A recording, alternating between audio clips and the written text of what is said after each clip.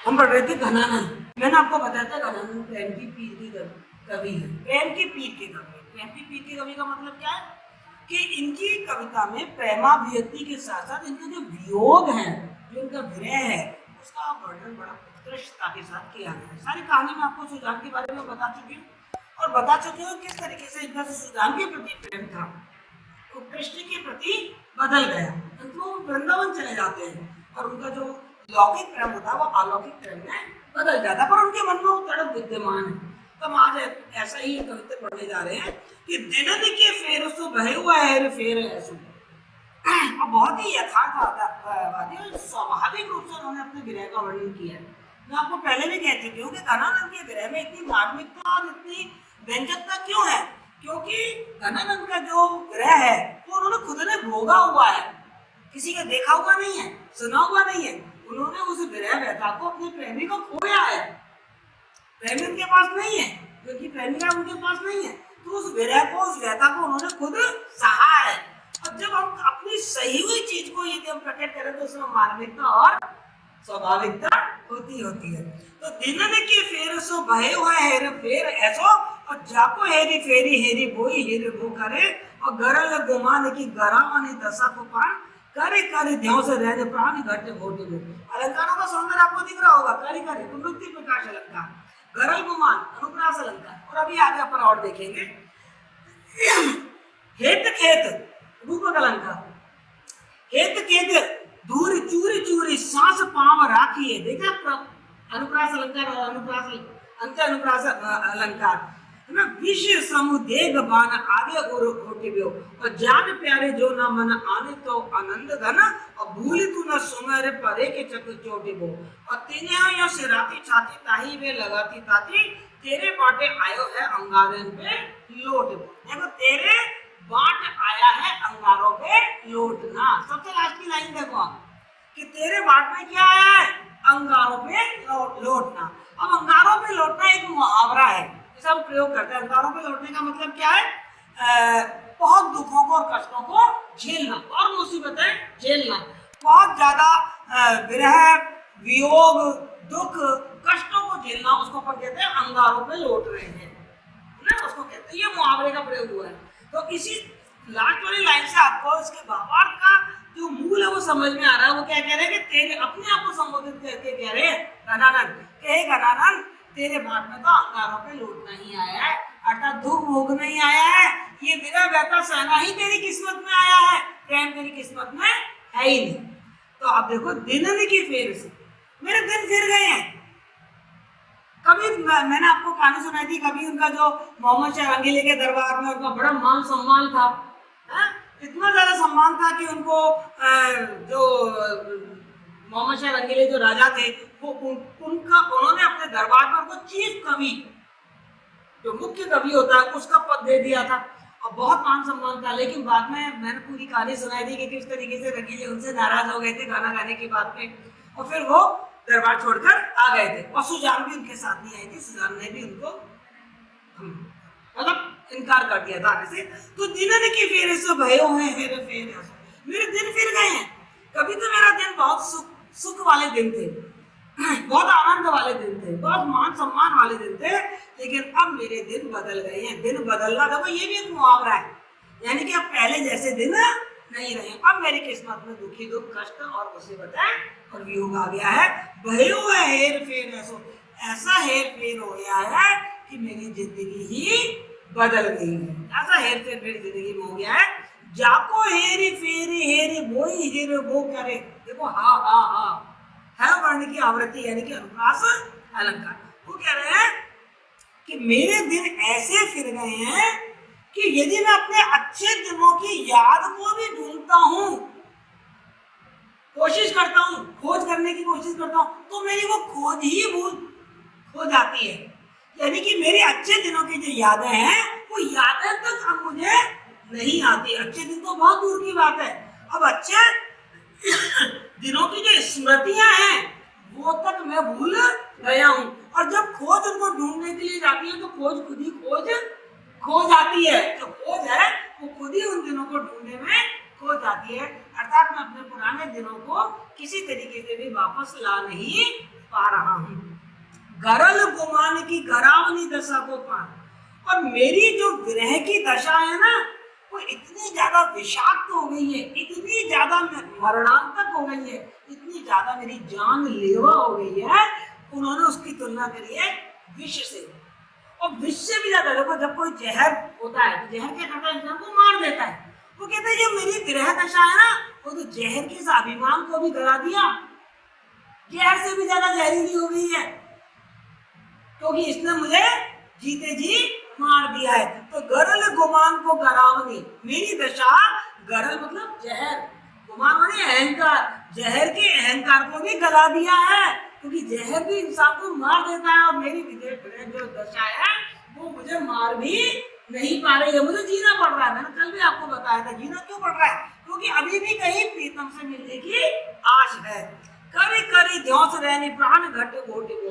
और ये जो जहर है, विरह रूपी जो जहर है, विरह रूपी जो विष है, उसको रात दिन वो मेरे प्राणों में, मेरे देह में, मेरे शरीर में घोट गया है। यानी कि मेरे रोम में विरह व्यथा कस गई है।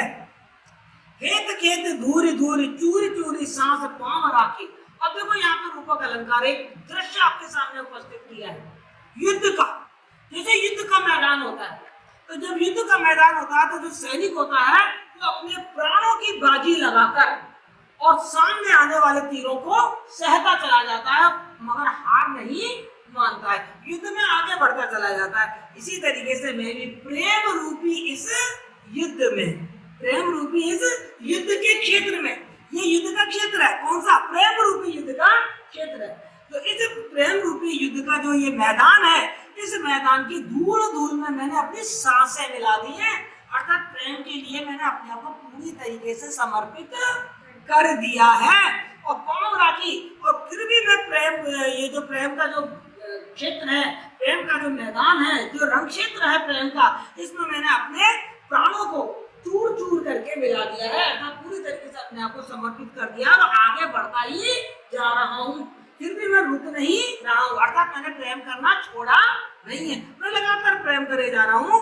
विश्व समुदेग बाण आगे और ओटे को। और जिस तरीके से युद्ध के मैदान में जो सैनिक होता है वो अपने प्राणों की बाजी लगा के आगे बढ़ता जाता है और तीरों को अपने हृदय पे सहता रहता है, फिर भी आगे बढ़ता है। अपने युद्ध करते हुए देखा है ना, बॉर्डर मूवी देखी होगी आपने, गोली लग गई है, बम फट गया, फिर भी सैनिक आगे बढ़े जा रहे हैं। उसी तरीके से घनानंद कह रहे हैं कि मेरे ऊपर ये बाण चल रहे हैं, वियोग रूपी बाण चल रहे हैं, लेकिन मैं हारा नहीं हूँ, फिर भी मैं प्रेम करता ही जा रहा हूँ। मैंने पहले भी आपको बताया था कि घनानंद का जो प्रेम है वो एक निष्ठ प्रेम है, वो सुजान से बहुत प्रेम करते हैं। सुजान का प्रेम यदि इनको नहीं मिला तो उन्होंने अपनी प्रेमिका को बदला नहीं है, एक तरफा प्रेम करे जा रहे हैं वो, चाहे उसमें उनके प्राण ही क्यों ना चले जाएं। जान प्यारे जो ना मान आने तो आनंद घन। सुजान को उन्होंने आनंद का घन कहा है। क्या कहा है सुजान को? आनंद का घन, घन माने बादल।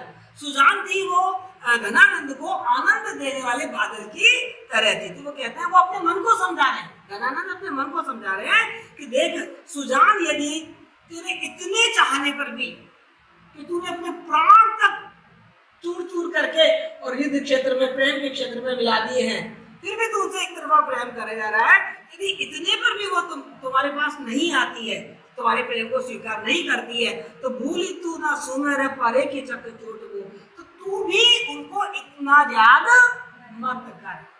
जब वो तेरे प्रेम निवेदन को नहीं समझ रही है, तेरे प्रेम को नहीं समझ रही, तेरे प्रेम की महत्ता को नहीं समझ रही है, तो तू भी क्या कर, तू भी जो उनकी जो सौंदर्य स्मृति है, जो उनका प्रेम है, उसको भूलने की कोशिश कर। तिये सिराती चाहती तो ही वे लगाती ताती। इससे होता क्या है, तुम तो प्रेम में इतनी वियोग व्यथा सह रहे हो, उसकी तो छाती शीतल हो रही है, यानी कि उसे तो सुख की प्राप्ति हो रही है, वो तो अपने मन का कर रही है, तो उसे तो सुख की प्राप्ति हो रही है, तो ही वे लगाती ताती, और तुम्हारे वो विरह की अग्नि जलती जा रही है, ताती मतलब जलती जा रही है, तुम अपने आप को जलाते जा रहे हो और वो शीतलता और आनंद प्राप्त कर रही है। तेरे बाटे आए हो अंगारे को लौटो, एक घनानंद तेरे बाट में तो अंगारों पे लौटना, यानी कि मुश्किलें सहना, बाधाएं सहना और इस विरह व्यथा में जलना ही आया है, क्योंकि तुझे वो प्रेम मिलने वाला नहीं है। क्लियर? आगे देखो वो क्या कह रहे हैं, कौन की शरण जय आप क्यों ना काहू पे, मतलब उनकी व्याकुलता देखो आप गणानंद की। वो कहते हैं कि मुझे सुजान ने मेरे प्रेम को स्वीकार नहीं किया, अब मैं किसकी शरण में जाऊं? सुजान के अलावा तो कोई दूसरा दिखता नहीं है। तो कह रहे कितनी विवशता है, कौन किस शरण में जाइए, मैं किसकी शरण में जाऊं, किससे प्रेम निवेदन करूं, कहां जाकर मुझे शांति मिलेगी? आप क्यों ना काऊ, मेरा जैसा कोई इस दुनिया में दिख भी तो नहीं रहा। तो वो दुखी व्यक्ति होता है, वो दुखी व्यक्ति के साथ बैठ के अपने मन की बात कर लेता है तो उसका दुख हल्का हो जाता है। कहते हैं दुख बांटने से कम हो जाता है। हम दुख अपनी दुख की बात किसी से बांट लें तो वो कम हो जाता है। तो आपकी दुख की बात को कौन समझेगा, कौन सुनेगा? तो आप जैसा दुखी होगा। वही तो कहते हैं ना, ब्राकी फटी ना पैर विवाही वो का जाने पीर भराई। तो वो गणानंद कह रहे हैं मेरे जैसा दुखी आदमी दुनिया में कोई दिख नहीं रहा। मैं किसके पास जाके अपना रोना रो, किसके पास जाके मैं अपना दुख बांटूं?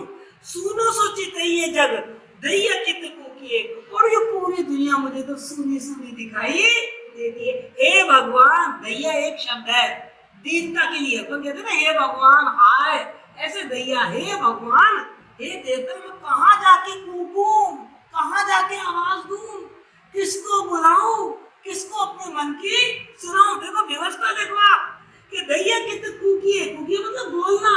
मैं कहाँ जाके रोऊं, मैं किसके पास जाके अपना दुखड़ा सुनाऊं? कोई दुखड़ा मेरा दुखड़ा भी सुनने वाला कोई नहीं है। सोचने समय ये मति हेरते ही रही है, और ये सोच सोचकर कि मैं किसके पास जाऊं, क्या करूं, मेरा जो समय है, मेरा जो हृदय है वो भी खो गया है। मतलब सोचने समय ये मति हेरते ही रही है कि मेरी बुद्धि उस जगह को खोजने की कोशिश करती है तो मेरी बुद्धि भी खो जाती है। अर्थात ना दिल मेरे पास है, ना दिमाग मेरे पास है। अब मेरा दिलो दिमाग सारा सुजान के प्रेम में खो गया है।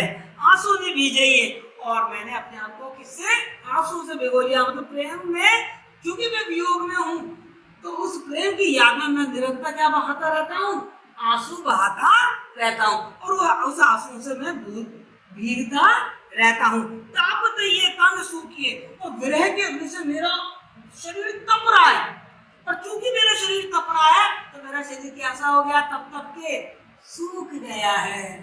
कहते हैं ना जब बहुत दुख होता है कष्ट तो इंसान सूख जाता है, कमजोर हो जाता है। तो वो कह रहे हैं कि आंसू मेरे शरीर को भिगोए रखते हैं, लेकिन ये विरह व्यथा मुझे जलाती रहती है, और उस विरह व्यथा में जल जल के मेरा तन सूख गया है। क्यों करी बीतइए, अब मैं कैसे अपना समय बिताऊं? व्यवस्था देखो, प्रेम की आकुलता और व्याकुलता, व्यवस्था और मजबूरी का जो वर्णन हमको घनानंद में मिलता है ना, वो कहीं नहीं मिलता। और क्यों करी बिताइए, कैसे कहाँ दो लेते ये मन, मैं अपनी जो रीता मेरा मन है, जो मेरा मन खाली है, मेरे मन में प्रेम, मतलब मेरे मन में प्रेतम की मूर्ति नहीं है, मेरा मन खाली हो गया है। मैं अपने रात और दिन कहाँ बिताऊं, कैसे बिताऊं? यानी कि मुझे पल भर भी चैन नहीं है।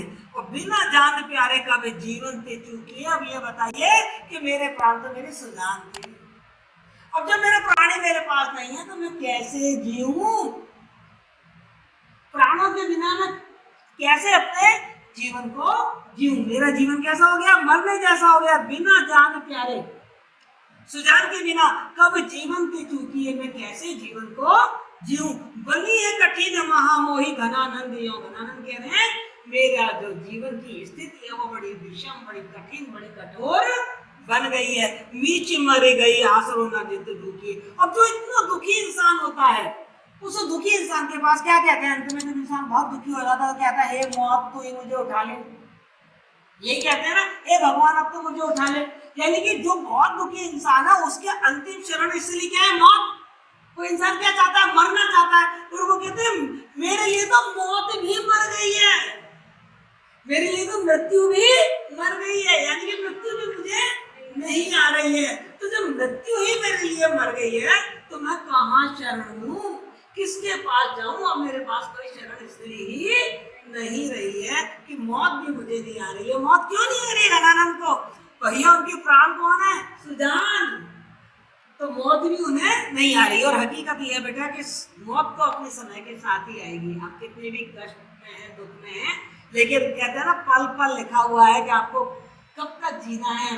जीवन और मरण इंसान के हाथ में नहीं है। जीवन और मरण तो ऊपर वाले के हाथ में है। तो इसीलिए दुखी होकर धनानंद कह रहे हैं कि मौत भी मेरे लिए मर गई। और कितनी स्वाभाविक बात है, हम अपने घरों में सुनते हैं जब व्यक्ति बहुत बीमार होता है वो कहता है पता नहीं मौत भी कहाँ चली गई, मुझे मौत भी तो नहीं आती। जब दुखी हो जाता है तो इंसान कहता है ना ऐसा, मुझे मौत भी तो नहीं आती। वही चीज कह रहे हैं धनानंद, मुझे मौत भी तो नहीं आती, मौत भी तो मेरे लिए मर गई है, मैं किसकी शरण। तो बेटा मैंने आपको दो पद कविता अच्छी तरह से समझाए घनानंद के, आपको समझ में आए होंगे। अलंकार बताए मैंने इसके, आप कौन कौन से अलंकार है इसमें। बाकी और काव्यगत विशेषता मैं आपको पहले दिखा चुकी हूँ। पढ़िए, कोई दिक्कत आए तो मुझसे दोबारा से